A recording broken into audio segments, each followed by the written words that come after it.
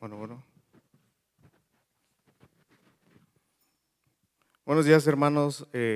Sean todos bienvenidos nuevamente aquí a la casa del Señor con el propósito de pues conocer eh, su palabra y en este momento pues también conocer un poco más del discipulado que hemos estado llevando. Ya estamos ahora en el paso 6 y vamos a iniciar, vamos a poner este tiempo en las manos de Dios. Así que vamos a orar. Dios, te doy gracias, Padre, por este día. Gracias por tu misericordia estamos aquí, Señor. Gracias porque nos has traído con bien de nuestros hogares, de nuestros trabajos, de nuestras actividades, Dios. Gracias por tu obra en esa cruz, Señor.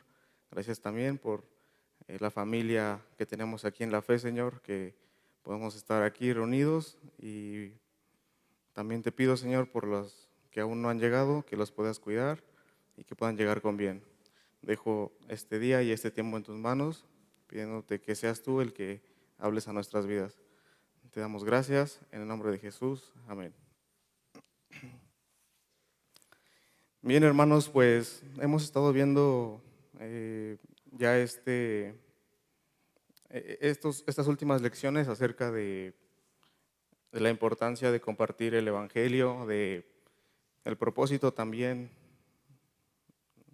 de poder llevar las buenas nuevas ante las personas que no conocen del Señor. Y hace 8 días no se pudo ver la página 14, me parece, por tiempo, pero bueno, al final tiene un hilo conductor, que es el tema de preguntas que hay acerca de la exposición del Evangelio, dudas, cuestiones, miedos, inseguridades acerca de las misiones. En este caso, que estamos en el paso 6, pues vemos ahí la pregunta que dice, ¿es demasiado difícil? Y pues bueno, siempre van a haber algunas cuestiones ahí de por medio acerca de poner peros a la hora de poder compartir el Evangelio, de salir a hacer la obra de Jesús, de compartir las buenas nuevas. Al final, el mandamiento de Mateo 28, de ir y compartir y predicar.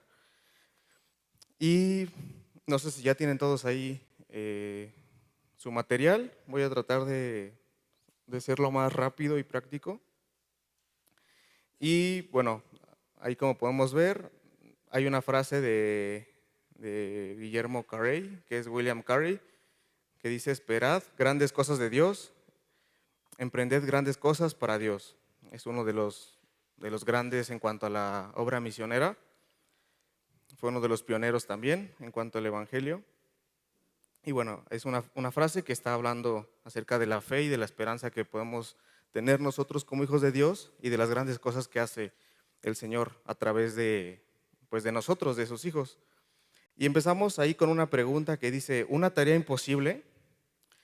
Muchas veces nos hacemos esa pregunta, ¿no? ¿Qué tan difícil, qué tan complicado, qué necesito para poder yo ir y compartir el Evangelio? ¿Necesito ir y estudiar la Biblia a profundidad, ir a un seminario, a un instituto? Creo que no se necesita eso, sino simplemente dejar que el Señor obre en nuestras vidas y que seamos al final un instrumento en sus manos, porque al final eso es lo que Dios pide de cada uno de nosotros, la humildad y el poder ser esas piezas que seamos moldeadas por sus manos del Señor y que al final llevemos fruto. Dice allá abajito, muchos creen que ser misionero es demasiado difícil, que es puro sacrificio y sufrimiento. Creen que vale la pena, pero solamente si otros hacen el trabajo. Dicen, no podría vivir con tantas incomodidades, adaptarme a una cultura nueva y aprender otro idioma. Tengo temor a los insectos, las enfermedades y las comidas nuevas. Otro argumento que a veces utilizan es los pueblos no alcanzados, como los musulmanes, son muy duros. En muchos lugares prohíben la predicación del evangelio. Si bien son dos verdades que podemos ver ahí, porque al final el tema de las misiones, pues yo creo que aquí lo está hablando más como misiones fuera de por lo menos Latinoamérica, porque al final es adaptarte a una cultura nueva, pero no solamente la misión se hace estando miles de kilómetros fuera de nuestro país o de nuestro lugar de origen, sino lo hemos estado viendo también que la obra misionera empieza simplemente en nuestro entorno, nuestro lugar de trabajo, nuestro lugar de estudio. Ahí empieza y hay mucha necesidad. Y vamos a ir viendo también en esta lección acerca de datos, información acerca de el cristianismo como tal, esta religión que al final, pues la mayoría de la gente profesa, pero que al final hay mucha diferencia en cuanto a posturas, en cuanto a conceptos que tenemos. Diferimos mucho en esos temas. Pero podríamos poner esos argumentos, ¿no? No podría vivir con tantas incomodidades. O los pueblos no alcanzados, como los musulmanes, son muy duros, y es una verdad. Pero al final vamos a ir viendo que eso solamente son excusas que nos podemos poner a nosotros mismos. Son conceptos erróneos a veces, que sí, son verdad, pero no debemos de guiarnos por eso. Dice abajito, seguramente a Pablo y a los apóstoles tampoco les gustaba las incomodidades de viajar a lugares lejanos, comer comida extraña, hablar con gente de otra cultura y dura de corazón, sufrir el maltrato y estar encarcelados y apedreados, pero aún así siguieron adelante. Y yo quiero empezar con esta pregunta: ¿qué tan dispuestos estamos realmente a permitir incluso ser menospreciados por la gente con el simple hecho de compartir y decir solamente, pues yo creo en Jesús, soy un cristiano, que soy un seguidor de Jesús? ¿Qué tanto estamos dispuestos a eso, a ser despreciados? Dice el punto número 1, y vamos a ir a Hechos 5, que es el primer pasaje que podemos ver ahí.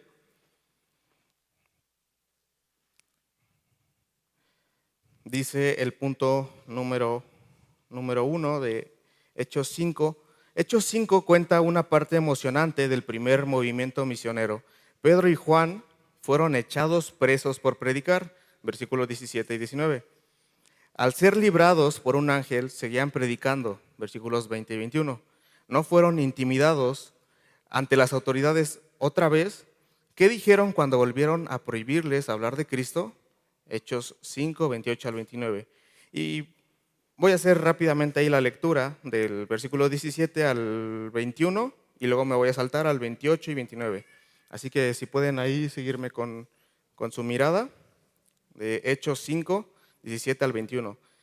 Dice el versículo 17: entonces levantándose el sumo sacerdote y todos los que estaban con él, esto es, la secta de los saduceos, se llenaron de celos y echaron mano a los apóstoles y los pusieron en la cárcel pública. Mas un ángel del Señor, abriendo de noche las puertas de la cárcel y sacándolos, dijo: id y puestos en pie en el templo, anunciad al pueblo todas las palabras de esta vida. Habiendo oído esto, entraron de mañana en el templo y enseñaban. Entre tanto, vinieron el sumo sacerdote y los que estaban con él y convocaron al concilio y a todos los ancianos de los hijos de Israel y enviaron a la cárcel para que fuesen traídos. Versículo 28, diciendo: no os mandamos estrictamente que no enseñáis en ese nombre, y ahora habéis llenado a Jerusalén de vuestra doctrina y queréis echar sobre nosotros la sangre de ese hombre.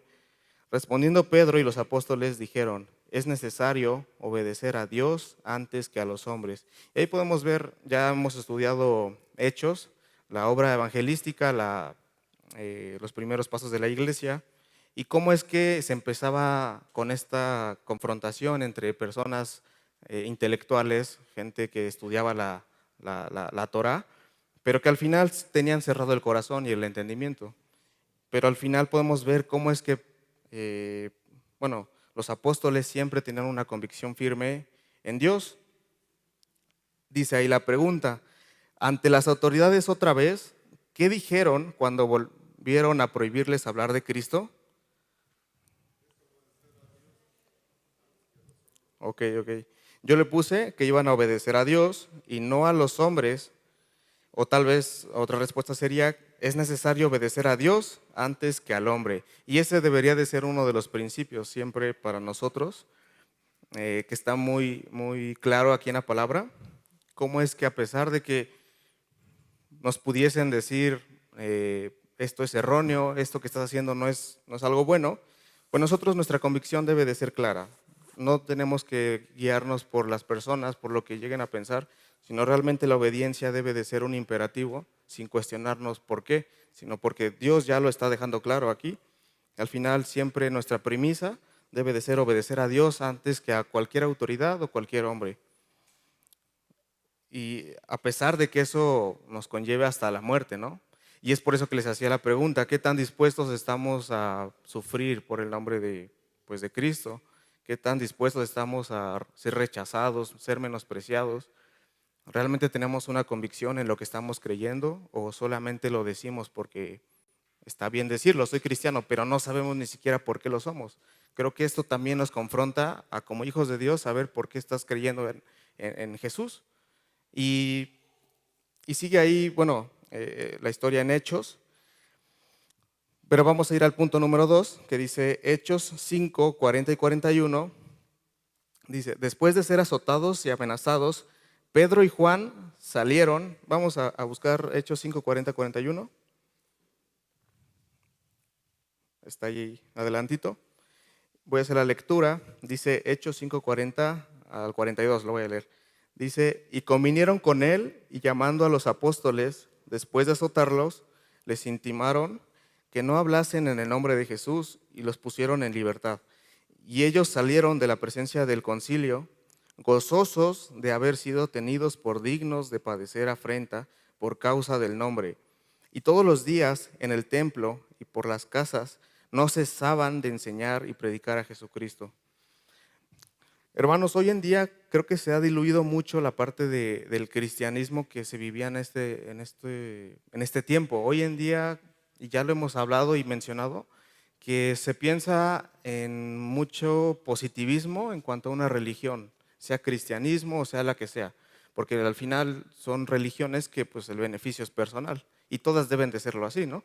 Porque pues obviamente todos buscan un crecimiento, una mejoría, pero en estos tiempos tenían un concepto muy diferente al que hoy tenemos en cuanto al sufrimiento. ¿Por qué? Porque Jesús había dicho que en este mundo no íbamos a pasar cosas buenas, sino que al contrario íbamos a tener aflicción. Pero hoy en día ya se ha olvidado tanto ese concepto que es como, bueno, si sufro, pues es porque estoy haciendo algo mal.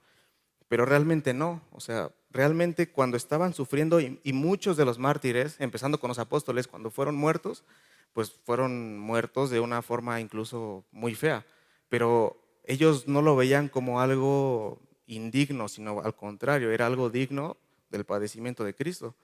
Pero hoy en día, como les digo, el hecho de pensar en padecer es como, bueno, no, pero yo ¿por qué voy a estar padeciendo por Jesús o por mi fe? Mejor no hablo, mejor me quedo guardado y no digo nada, pero ese concepto se ha estado modificando mucho, como les digo, y creo que debemos de volver a ver qué es lo que está plasmado en la palabra y que a raíz desde que se inició la iglesia, pues ha sido una constante el sufrimiento del Hijo de Dios, de los hijos de Dios a través del tiempo, el rechazo, el menosprecio, las formas de muerte, el abandono también, y que lo hemos estado también aprendiendo a lo largo de este material.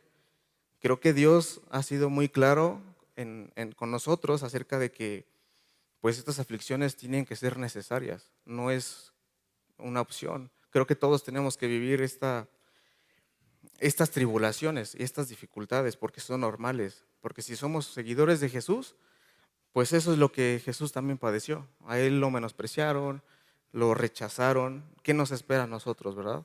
Tenemos que, sin duda, tener en cuenta que es algo que en algún momento debemos de pasar sí o sí, como hijos de Dios. Y si no lo estamos pasando es porque o no hemos entendido bien lo que dice la palabra o lo que fue Jesús, o solamente nos estamos engañando y diciendo que lo somos cuando realmente no hemos entendido quién es Jesús.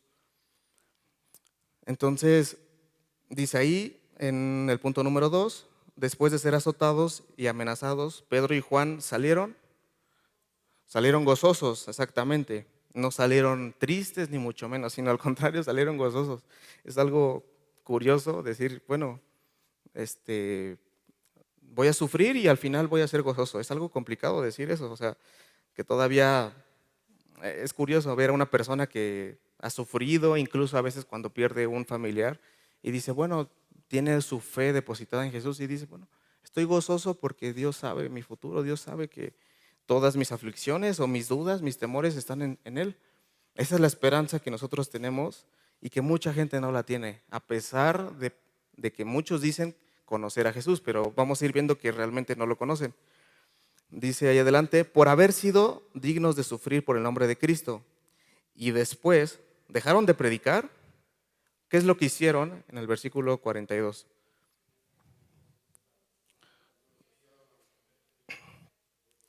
Sí, exactamente. No cesaban de predicar a Jesucristo y continuaron con su labor misionera. Es una gran esperanza saber que tienes un Dios vivo y que al final, pase lo que pase, pues tenemos que sufrir por Cristo, pero Él también nos va a cuidar y Él sabe lo que podemos llegar a sufrir también. Él no es ignorante de eso, sino Él sabe también hasta qué punto podemos llegar. Entonces, esa es una esperanza tan grande, el saber que Dios tiene en su soberanía el control del sufrimiento, el control de la persecución que incluso lleguemos a tener. Y sigamos pensando en ese concepto que en este tiempo, en el libro de los Hechos, tenían los seguidores de Jesús. ¿Cómo es que llegaban a ser apedreados, llegaban a ser menospreciados? Nosotros, a ver, no creo que hasta la fecha, bueno, espero no equivocarme, pero creo que nadie de aquí ha sido todavía apedreado por ser pues, seguidor de Jesús, ¿verdad? O que llegue una amenaza a nuestra casa por ser seguidor de Jesús.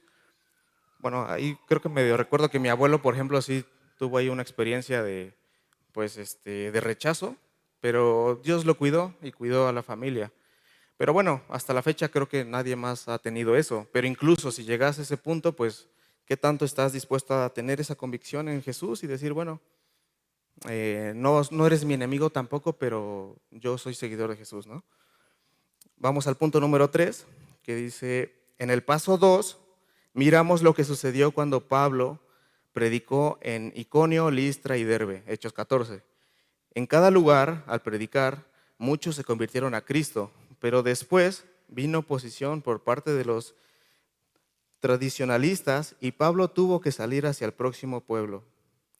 Dice la pregunta, ¿qué diría Pablo sobre las dificultades en el campo misionero hoy?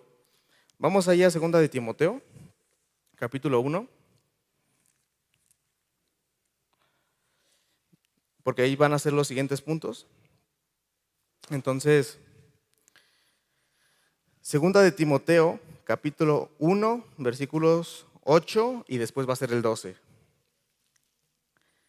Voy a darle lectura al capítulo 1, 8. Dice, por tanto, no te avergüences de dar testimonio de nuestro Señor, ni de mí, preso suyo, sino participa de las aflicciones por el Evangelio, según el poder de Dios. ¿Qué le pondrían ahí ustedes? ¿Qué diría Pablo sobre las dificultades en el campo misionero hoy, según ese versículo? Que yo le puse que la predicación del Evangelio trae aflicciones. O sea, al final es eso. Creo, como les digo, que ya se ha cambiado mucho el concepto de predicar el Evangelio, ¿no? O sea, de que no tienes que tener ninguna obstrucción. Y si no tienes obstrucciones, vas bien. Tienes que crecer exponencialmente y eso es éxito.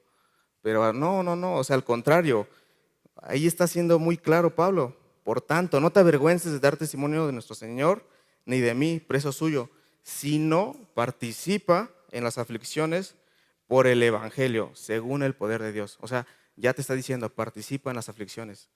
No te está diciendo que no va a haber aflicciones, participa de ellas. Entonces yo le puse ahí que la predicación del Evangelio trae aflicciones al final. ¿Por qué? Porque trae rechazo. Después dice 2 de Timoteo 1:12, por lo cual asimismo padezco esto, pero no me avergüenzo, porque yo sé a quién he creído. Y estoy seguro que es poderoso para guardar mi depósito para aquel día. Entonces, ¿qué diría Pablo sobre las dificultades en el campo misionero hoy según ese versículo? ¿Qué le pondrían ustedes? ¿No lo han respondido todavía? Estar seguro, exactamente.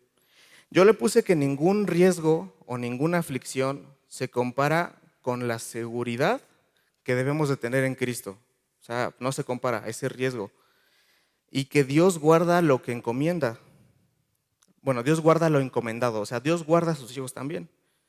Voy a leer otra vez. Por lo cual asimismo padezco esto, pero no me avergüenzo, porque yo sé a quién he creído. O sea, ahí está dando Pablo esa parte de la confianza de que conoce a su Señor. Yo sé en quién he creído. Dice, y estoy seguro que es poderoso para guardar mi depósito para aquel día. Entonces, es al final la confianza en Jesús, pero tenemos que saber quién es Jesús para saber quién es ese Dios que nos está cubriendo, ¿no? Entonces, ningún riesgo o aflicción se comparan con la seguridad que debemos tener en Cristo. Dios guarda lo encomendado. Luego vamos a ir ahí adelantito al capítulo 2 de 2 de Timoteo 2, el versículo 3, y luego voy a leer el 9 y el 10. Dice 2 de Timoteo 2, 3, cuando le está hablando Pablo a Timoteo. Dice, tú pues sufre penalidades como buen soldado de Jesucristo. ¿Qué le está dando a entender Pablo a Timoteo? Es un versículo bien cortito, pero ¿qué le está diciendo? Que sufra al final. Soporta los sufrimientos como un buen soldado. Soporta solamente, no te rindas. Soporta esos sufrimientos, esos rechazos como un buen soldado. Sabiendo nuevamente la confianza que debemos de tener en Jesús. Versículos antes lo está hablando de eso, ¿no? De la confianza que debe de tener el Hijo de Cristo o los seguidores de Jesús en cuanto a su conocimiento de Él. Entonces yo le puse ahí que soporta los sufrimientos como un buen soldado. Vamos ya al punto número 4 y es otra pregunta. Dice, ¿qué motivó a Pablo a seguir adelante aún bajo oposición severa? Segunda de Timoteo 2:9, ahí adelantito. Voy a leer el 9 y el 10. Dice, en el cual sufro penalidades hasta prisiones a modo de malhechor, mas la palabra de Dios no está presa. Versículo 10. Por tanto, todo lo soporto por amor de los escogidos, para que ellos también obtengan la salvación que es en Cristo Jesús con gloria eterna. Entonces, el versículo 9, ¿qué motivó a Pablo? ¿Qué nos está hablando? ¿Qué lo motivó? Está hablando en el punto B del versículo, dice, mas la palabra de Dios no está presa. O sea que lo motivó al final la proclamación del Evangelio. O sea, el querer ir y hacer discípulos al final. Cumplir Mateo 28.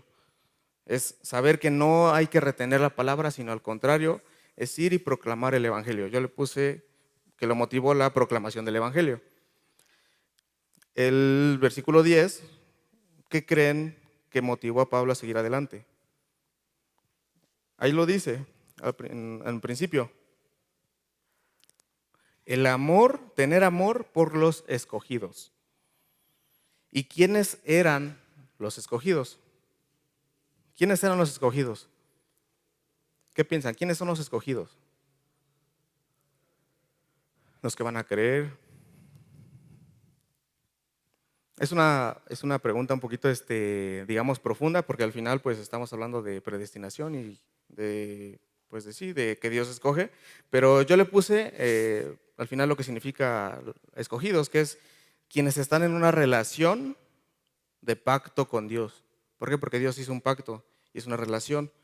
En el Antiguo Testamento fue Israel, pero en el Nuevo Testamento pues ya somos los cristianos, ¿no? Que al final la palabra cristiano nuevamente es seguidor de Jesús, de Cristo. Entonces, los escogidos son quienes están en una relación con pacto.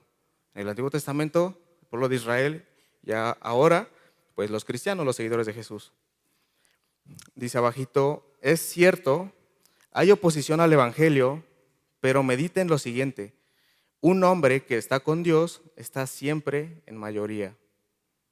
O sea, siempre que un hombre está dependiendo de Dios, la tiene por ganar, a pesar de que haya sufrimiento, a pesar de que haya tribulación. Juan Knox nos dice eso también. O sea, siempre vas a llevar la delantera, aunque sufras. Es curioso que lo podamos ver de esa forma, ¿no? Porque es como, bueno, entre más sufras es mejor, pues es la verdad. O sea, Pablo, ¿cuántas veces Pablo menciona que se gozaba en la tribulación, en las pruebas? Y es algo que hoy en día también nos debe de confrontar a nosotros, el saber que incluso una prueba es para probar, porque Dios quiere probar nuestra fe, quiere probar de qué estamos hechos. El mundo lo ve como, híjole, me está yendo mal, una mala racha, mala suerte, estoy teniendo mala suerte. Pero qué tanto estamos volteando a ver y estamos diciendo, bueno, Dios está permitiendo esto y es una prueba y al final Dios quiere que dependa más de Él. Esa es la diferencia que debemos de tener con el mundo. Vamos a la segunda hoja, bueno, la hoja número 16, y hay una pregunta inicial. Dice, ¿hay que ser un super cristiano para ser misionero? Obviamente no. Para empezar, ¿quién sería un super cristiano, verdad? Si al final todos somos pecadores, somos redimidos, pero somos pecadores al final. Entonces, pues es una pregunta que evidentemente no. Dice ahí abajo, aunque requiere sacrificio, la vida del misionero moderno no es tan dura ni dramática como en los días de los pioneros. La vida misionera de muchos hoy es parecida a la vida cotidiana en su país de origen. No todos, pero la mayoría de los misioneros viven en ciudades, en casas normales, haciendo cosas normales. Y podemos ver justamente lo que les comentaba, que hoy en día la probabilidad de ser perseguidos hasta ahora pues es menor a la que en esos tiempos se vivía.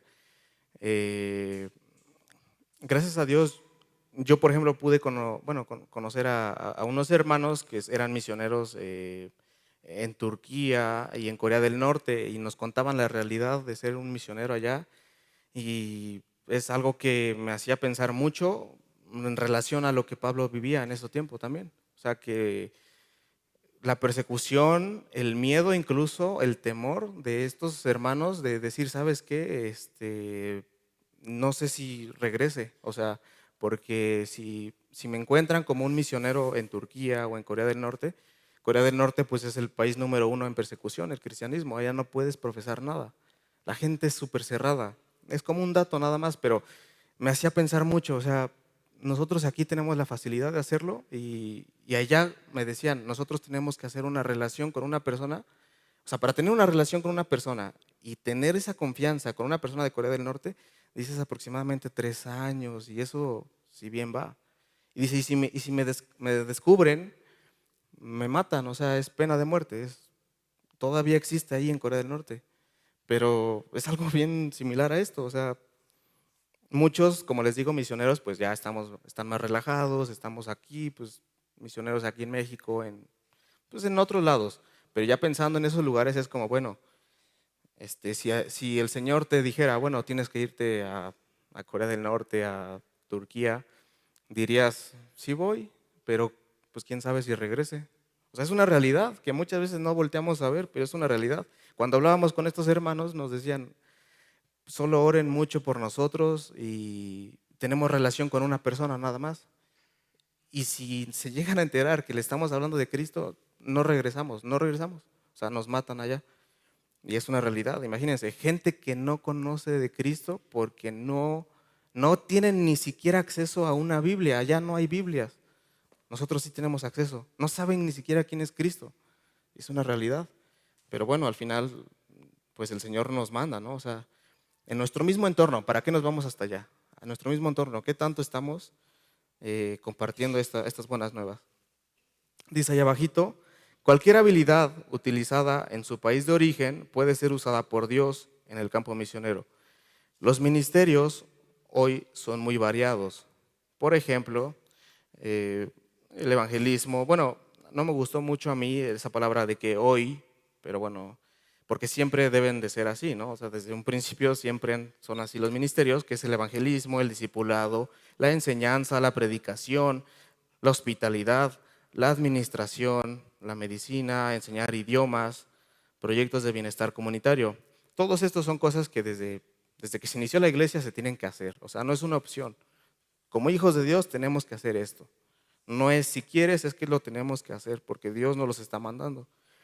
Otros ejemplos que creo que sí ahí se aplica la palabra hoy en día es, por ejemplo, la traducción bíblica a diferentes idiomas, ministrar a jóvenes, producción de videos, ministrar a niños, diseño gráfico, música y obras artísticas, educación cristiana, escribir material didáctico, ministerios a hombres y mujeres, trabajo de oficina y computadora, apoyo técnico para las computadoras, ministrar a presos y a adictos, ministrar a mujeres y niños de la calle, enseñar a los hijos de misioneros, literatura, preparar y distribuir, trabajo secular en algunos países, construcción, mecánica, electricidad.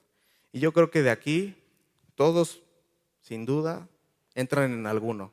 No quiero decir que en todos, porque nadie es un super cristiano, ¿verdad? Pero eh, ahí podemos ver también cómo es que, por ejemplo, la iglesia, ¿no? Hay unos que son músicos, los de cabina, los que checan el tema del audio, los que comparten. El Señor mismo nos da dones justamente, y el don es para eso, para el crecimiento del cuerpo de Cristo, para edificación de la iglesia. Entonces tenemos que utilizarlos también, el de evangelista, pero si no porque no tengas el don o no tengas la habilidad, pues quiere decir que no lo vas a hacer, ¿verdad? Sino al contrario, todos tenemos parte en esta iglesia, todos tenemos parte en el cuerpo y en la obra de Cristo al final. Tenemos que pensar qué estamos haciendo o qué estoy haciendo hoy en día para edificar. No queramos pensar en que solamente el hermano puede hacer eso, sino creo que nosotros tal vez no seamos buenos, no tengamos la habilidad de, no sé, de discipular, de enseñar un idioma tal vez, pero podemos intentarlo y podemos, si no, apoyar de otra forma. Pero tenemos que utilizar nuestras habilidades, nuestros dones para, como les digo, pues edificación del cuerpo de Cristo. Dice ahí en la parte superior izquierda, dice, no es cuestión de qué tan difícil es la tarea, sino si Dios es soberano o no. Se debe preguntar, ¿qué tan grande es su Dios? O sea, ¿qué tan grande es su Dios? Y esa pregunta está hablando acerca de quién es para ti Dios. ¿Cuánto conoces a ese Dios? No porque Dios cambie entre una persona y otra, pero ¿cómo tú conoces a Dios? ¿Lo has vivido? ¿Lo has experimentado? ¿Qué tan grande es su Dios? Dice ahí el Salmo 46, 6 y 7. Se agitan las naciones, se tambalean los reinos, Dios deja oír su voz y la tierra se derrumba. El Señor Todopoderoso está con nosotros. Nuestro refugio es el Dios de Jacob. Así que podemos ver que pase lo que pase, llueve o truene, se caigan naciones, se sumen naciones, Dios es el mismo y Dios es el Todopoderoso y está con nosotros y es nuestro refugio. Tenemos que tener esa confianza y esa dependencia en Él. Dice el punto número 5. ¿Qué le diría a alguien que dice lo siguiente? Tengo interés, pero no sé qué puedo hacer yo. El trabajo es demasiado grande. Parece imposible. Una persona pues con un pensamiento un poco pesimista, ¿verdad? ¿Qué le dirían ustedes?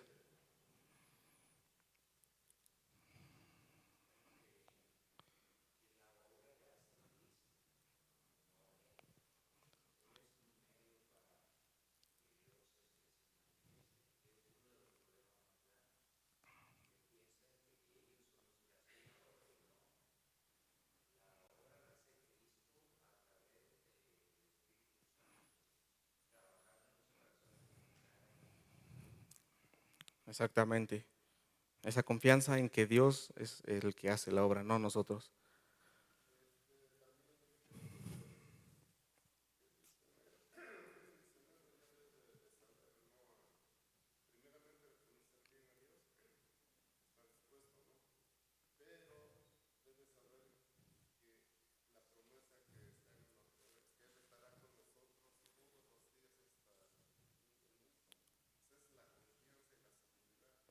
Esa promesa de antes de su ascensión, ¿no?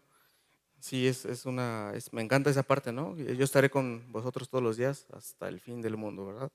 Entonces, es decirle no eso a esa persona, confía en Cristo. Un ejemplo más, ¿qué le dirían a alguien más?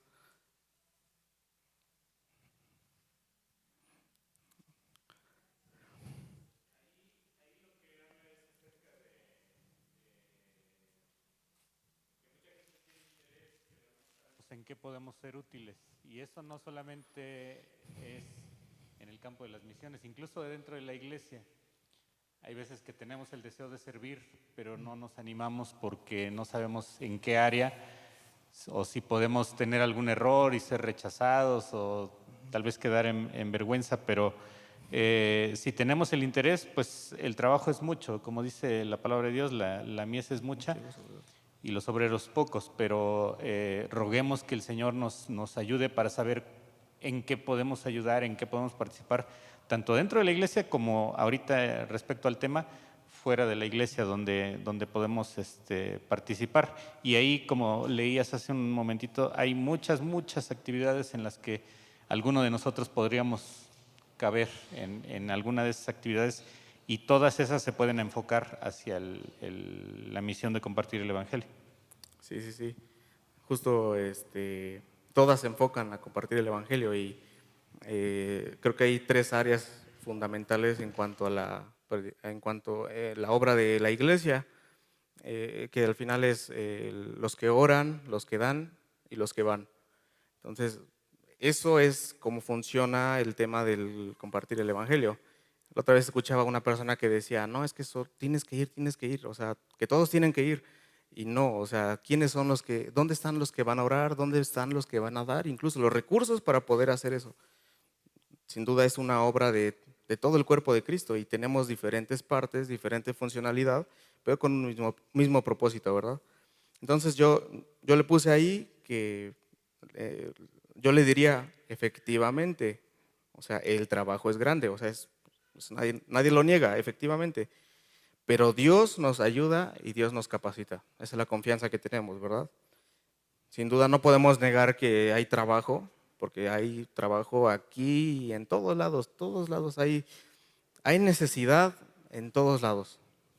Entonces, no podemos dudar eso, el trabajo es grande, pero Dios nos ayuda y nos capacita y Él va a estar con nosotros todos los días hasta el fin del mundo. Dice el punto número 6, ¿quién es responsable para tocar el corazón de los incrédulos? Ya hace rato habían mencionado el hermano Max acerca de eso. Sin duda, pues bueno, el Espíritu Santo es el que convence de pecado y yo le puse ahí que solo Dios transforma el corazón. Muchas veces también tenemos un concepto erróneo de que yo tengo que convencerle. Algunas veces también la apologética tiene ese concepto erróneo, que es como, bueno, no es que tú tienes que ganar con tus argumentos, ¿no? Saca un joker de abajo y, híjole, con este lo vas a convencer. La verdad es que es Dios, nosotros solamente somos portadores. No podemos tampoco sumar ni restar al Evangelio, la palabra. Muchas personas lo hacen, ¿saben cómo?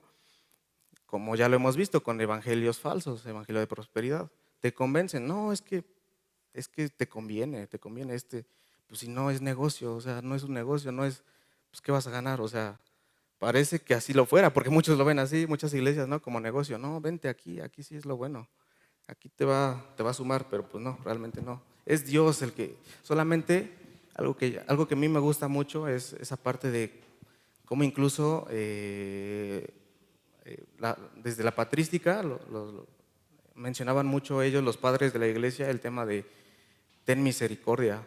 Solamente es rogar misericordia. Dios, ten misericordia pues de ese pecador al final. Toca su corazón. no sé cómo ni cuándo. Yo solamente cumplo con ir y compartir, pero no lo vamos a convencer con palabras bonitas, con que aquí está más cómoda las bancas, no, sino al final es una obra que Dios, de Dios, y que Dios transforma el corazón y nosotros predicamos y servimos, ¿no?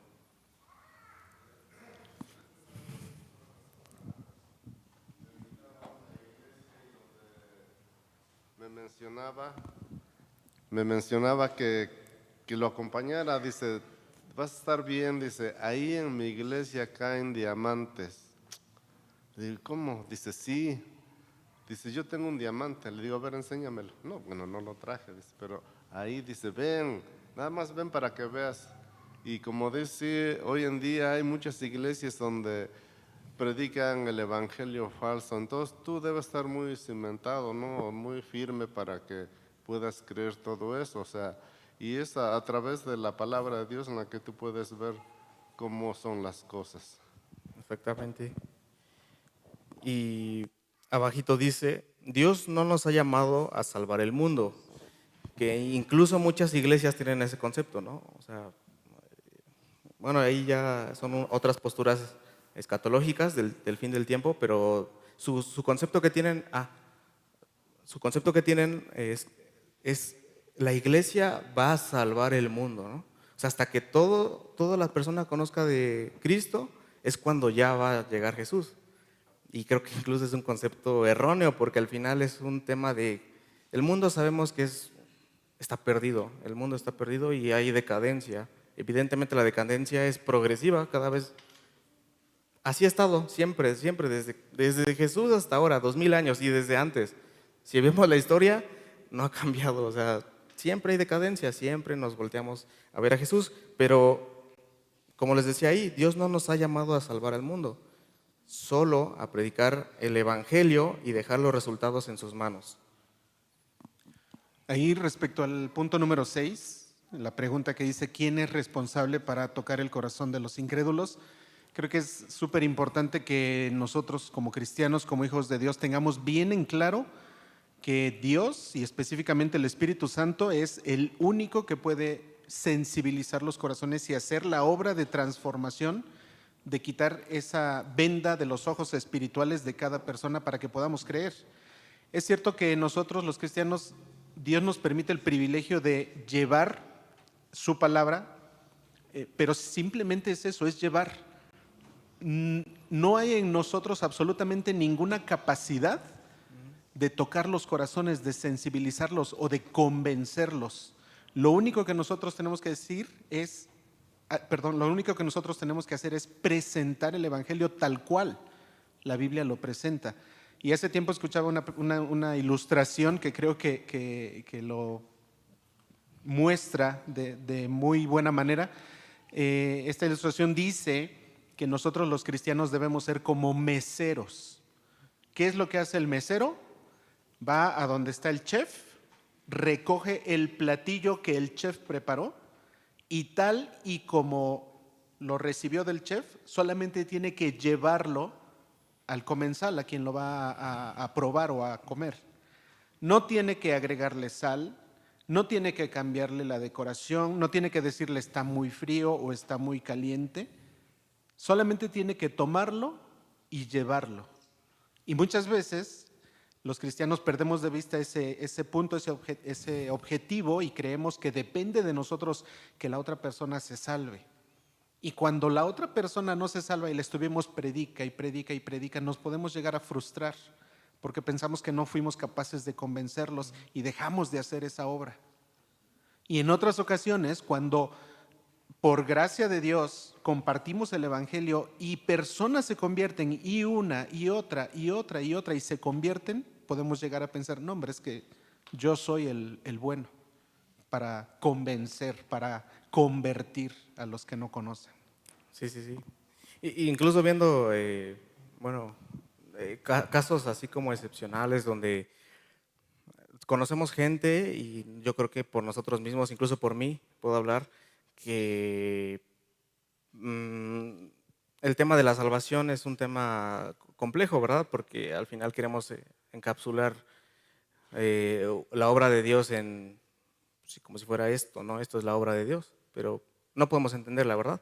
Pero Dios es el que tiene misericordia y como les digo, creo que justo es pedir misericordia por aquel, por tu amigo, tu hermano que quieres que lo conozca, que no es porque vaya más a la iglesia o así, o sea, no quiere decir que seamos hijos de Dios, sino realmente es hasta que Dios también toca el corazón de esa persona. Ejemplos donde gente llega la primera vez aquí y todo, nunca había escuchado y llega y conoce a Jesús y desde aquí empieza a seguir, o sea, un seguidor. Caso contrario, ¿no? O sea, gente que ya lleva desde nacimiento conociendo o escuchando, pero híjole, no ha tomado una convicción, ¿verdad? Y nosotros lo que nos toca es ten misericordia, Dios, de este pecador y de él. O sea, es que Dios tiene sus tiempos también, Dios tiene sus tiempos, su voluntad. Y no podemos nosotros cuestionar también, o sea, incluso hasta ese tema, ¿no? ¿Por qué no lo haces ahora? Dios tiene sus tiempos y sus planes son más grandes, ¿no? Un caso bien claro que me gusta mucho tocar es el de Pablo. Pablo, pues yo creo que nunca había pensado, bueno, yo quiero equivocarme, pero no se veía, él era un perseguidor, él mataba cristianos. Y cuando fue tocado por Cristo, pues fue como de, no se resistió, no pudo, no hubo nada que lo detuviera a decir, no, o sea, sabes que ahora eres mío y cómo cambia, ¿no? De dirección, te regresas para acá. Entonces es un caso bien claro, ¿no? Y como decía, el tema del evangelio, ¿no? Ya está preparado el plato de salvación, digamos. No hay que moverle ni aumentarle más, sino simplemente ya es claro. Dios toca el corazón, no nosotros. Vamos ahí a seguir. Me faltó hacer la última parte leer la última parte que dice, ¿cuál es mi responsabilidad? Dice, es ser fiel y dejar los resultados en manos de Dios. Es ser fiel. A cada uno nos toca ser fiel, compartir y pedir que Dios obre y que tenga misericordia de los pecadores, del pecador que quieras o te gustaría, ¿no? Que lo conociera, ¿no? No por tus obras, perdón, no por tus palabras, sino porque Dios toque su corazón. Dice ahí abajito, es difícil, pero vale la pena. Es difícil, pero no demasiado difícil. Es una lucha adaptarse a una cultura nueva, aprendiendo un idioma nuevo, comiendo cosas nuevas. Después de trabajar por años como misionero en América Latina, un misionero dijo, pudimos conocer a personas diferentes a nosotros, pero muy especiales. Recibimos amor y dimos amor a ellos. Formamos amistades muy especiales con muchas personas que permanecen hasta hoy. Pero, por encima de todo, pudimos ver la mano de Dios cambiando vidas, a veces radicalmente. Pruebas habían, pero también mucha bendición. Sí, era difícil, pero también era una gran aventura. Pasamos noches sin dormir, por los zancudos, pero muy pocas. En algunas pocas ocasiones nos dieron comidas que nunca habíamos probado antes, pero por otro lado, ¿cómo vamos a quejarnos cuando nos dan lo mejor que tienen con tanto amor? Qué sabrosos los mangos, las papayas, pastel de 3 leches y tamales. Estamos contentos por lo que Dios nos permitió experimentar. Uno puede mirar lo nuevo con temor o con un espíritu de aventura. En nuestro país nunca habríamos visto a una tortuga del mar poniendo sus huevos o dormir en una hamaca oyendo los monos aullar. Es unas palabras que dijo un misionero, pero yo quiero recalcar la parte del principio donde dice, pero por encima de todo pudimos ver la mano de Dios cambiando vidas, a veces radicalmente, pruebas habían, pero también mucha bendición. Y Dios me ha dado la oportunidad de poder compartir el Evangelio en lugares donde, pues sí, hay mucha posición espiritual y todo esto, pero cuando leía este pasaje era como justamente eso mismo.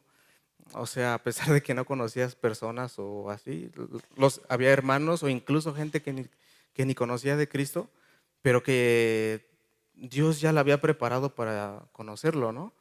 y era como,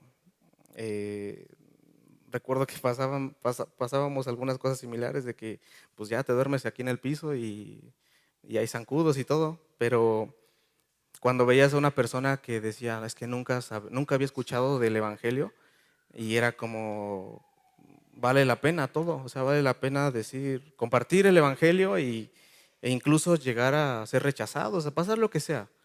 Pero en medio de eso, pues vale la pena porque Dios nos los manda y porque también en eso hay bendición. Dios ve cuando hacemos eso de corazón y Dios nos ayuda, Dios nos da la sabiduría, la inteligencia para poder hacerlo. Así que por más que podamos decir, híjole, es que yo no sé compartir el Evangelio, yo no, Dios nos ayuda, si lo ponemos en sus manos, Él te da las palabras.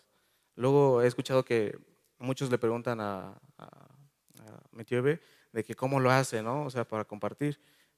Pero si dependes de Dios, o sea, Él es el que te da las palabras. No vas a decir algo que no. O sea, aquí está todo y Él te va a ayudar para poder compartir de las buenas nuevas.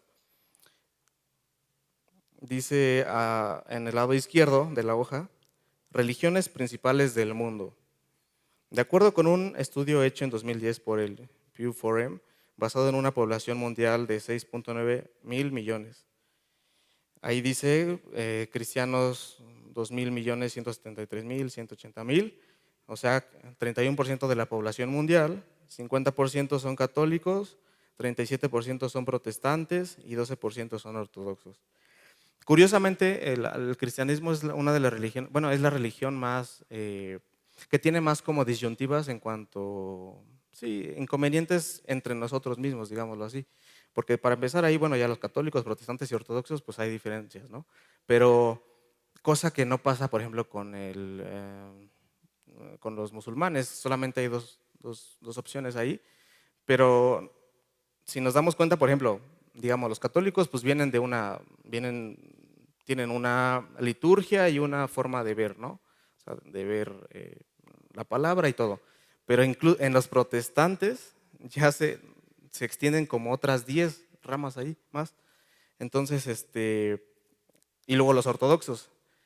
Muchas personas yo he escuchado cuando compartes el Evangelio, me decían, no, pues es que tú eres protestante, tú no tienes ni siquiera concordancia, ni siquiera con tu prójimo, ¿no? Y al final tenemos que estar seguros en los puntos fundamentales del cristianismo. ¿Y a qué voy con esto? Que tenemos que saber qué es lo esencial, lo primordial de la obra de Dios, ¿verdad? Que Jesús es Dios, que Jesús murió, que Jesús resucitó. ¿Por qué? Porque muchas veces, entre otras cosas, porque muchas veces vamos a otra persona y la mayoría te va a decir, pues yo soy cristiano, no soy católico, pero soy cristiano. O incluso yo he escuchado, o sea, le he compartido a gente de las mismas iglesias protestantes, no, pues yo soy cristiano. A ver, ¿y quién es Jesús? ¿Quién es Jesús? No, pues fue Dios, pero no saben que murió por los pecados, o sea, no tienen con claridad, no entienden, no conocen el Evangelio con claridad. Entonces nosotros lo que tenemos que hacer simplemente es compartir con claridad, no ni aumentarle ni restarle, pero ser claros, ¿verdad? En cuanto a la obra de Jesús, que Jesús es Dios, Jesús vino, murió y resucitó al tercer día y viene por sus hijos. Y que es Dios trino, uno en tres. Entonces, cuando tú compartes el Evangelio, tienes que pues, ser claro al final, o sea, respetar esa parte de la esencia, ¿no? ¿Quién es Jesús? Lo demás a veces son formas, son cosas secundarias, pero en sí eso es lo que nos debe de distinguir, ¿verdad? Porque como les digo, la otra vez veía igual una encuesta que le hacían a muchas personas y les decían, ¿tú eres cristiano? Sí, soy cristiano. Ok, ¿quién fue Jesús? No, pues fue un profeta y fue una persona muy buena, ¿verdad? Pero no, o sea, eso no quiere decir que sea un hijo de Dios, o sea, no entiende, no ha escuchado el Evangelio. Y mucha gente no tiene no tiene idea de la cantidad de gente que piensa eso. O sea, y no solamente en los católicos, porque muchas veces decimos, no, es que el católico, no, yo lo he visto en líderes de jóvenes o así que no saben a dónde van a ir cuando mueran. O sea, yo les compartí una vez a una persona y, no, pues es que no sé dónde voy a ir. Y estando en una iglesia protestante, digámoslo así. O sea, al final hay que ser claros, ¿no? Y Dios es el que hace la obra y ser claros, ser consistentes con el evangelio, ¿verdad? Luego habla ahí de los musulmanes, 1.598.510.000, o sea, el 23% de la población mundial. El 87 al 90 son sunitas y del 10 al 13% son chiitas. Ahí ellos cambian por seguir a algunos profetas, los hijos de Mahoma. Unos se van por el sunismo y los otros por los chiitas, pues. Bueno, ahí son otras cosas, pero habla acerca de que los musulmanes son la siguiente religión. Luego, sin religión, hay 1.126.500.000, o sea, el 16% de la población mundial. Son ateos, agnósticos y los que no se identifican con alguna religión. Luego están los hindúes, el 15% de la población mundial, y la gran mayoría viven en la India. Los budistas, 7% de la población mundial, y la mitad viven en China. Estos datos los estaba investigando y pues estos fueron del 2010. Hoy en día se ha cambiado porque el cristianismo ha tenido ha decaído el cristianismo y el islam ha subido mucho, y también las sin religión también. Entonces, ¿eso qué me hace a mí pensar? Me hacía pensar solamente en la necesidad que existe, o sea, que mucha gente ya pierde la esencia de quién es Jesús. Incluso he escuchado muchas personas que comparten pensamientos budistas o hinduistas y al final el budismo y el hinduismo son religiones que son como, si tú lo pones a investigar, es como, bueno, son cosas buenas, o sea, al final no te está hablando de cosas malas. Pero incluso muchos llegan a pensar, no, pues Jesús fue budista, porque el budismo fue antes del cristianismo. Fue budista y fue un profeta, fue bueno, ¿no? Y hay muchas enseñanzas buenas en la Biblia. Otras personas ven la Biblia como enseñanzas financieras, otras personas la ven la Biblia como, pues sí, Jesús solamente fue un profeta, ¿no? Y después llega el Islam, ¿no? 600 años después de la Biblia. Entonces, a lo que voy con todo esto es que todos conocen la Biblia, ¿no? La han visto. Esta es la Biblia. Pero cuando ya le expones el Evangelio y le preguntas quién es Jesús, no saben. Entonces nosotros tenemos que no dar por hecho que una persona conoce de Jesús, incluso en la misma iglesia, sino hay que dar por hecho que tiene necesidad de Jesús, al igual que nosotros, ¿verdad? Entonces ser intencionales a la hora de compartir el Evangelio, ¿verdad? Ser claros y ser específicos. Entonces dice ahí abajito, para crecer, lea Hechos 8:14 otra vez, un capítulo por día, y memorizar Hechos 5:29, que dice, es necesario obedecer a Dios antes que a los hombres. Llevémonos ese concepto el día de hoy de nuestra forma de ver la vida, cómo debe de ser, que siempre debe de ser prioridad ver las cosas a través del lente de Cristo y después del lente de las personas, ¿verdad? Y tener el amor también por las almas, porque tenemos que verlo de esa forma, ¿no? Nosotros solamente somos medios para llevar el Evangelio, Dios convence, nosotros solamente llevamos el fruto, ¿verdad? Entonces, pues, pensemos en la realidad que existe, nuevamente, de la deficiencia del cristianismo con claridad, y pensemos en eso, en qué tanto estoy yo yendo a compartir el Evangelio, qué tanto estoy compartiendo simplemente con el compañero de trabajo, ¿no? O sea, ¿para qué vamos a China o a India, ¿no? Solamente con el de al lado. Entonces, pues llevamos este aprendizaje y que todo lo que hagamos pues sea para bendición y para edificación del cuerpo de Cristo. Vamos a terminar con una oración. Dios, te doy gracias, Señor, por este día. Gracias porque eres claro y porque tu palabra nos ayuda, nos bendice, mi Dios. Gracias por el sacrificio que hiciste en la cruz. Señor, perdónanos cuando muchas veces también no compartimos el Evangelio, Dios. Ayúdanos a ser portadores de tu gloria y pues también te rogamos misericordia, Dios, por las almas que están vacías, que no han conocido de tu palabra, Señor. Ayúdanos a ser portadores de tu gloria con claridad, Dios. Gracias por este día y gracias porque podemos estar aquí en tu casa, Señor. Dejamos lo que resta en tus manos y te doy gracias en nombre de Jesús. Amén.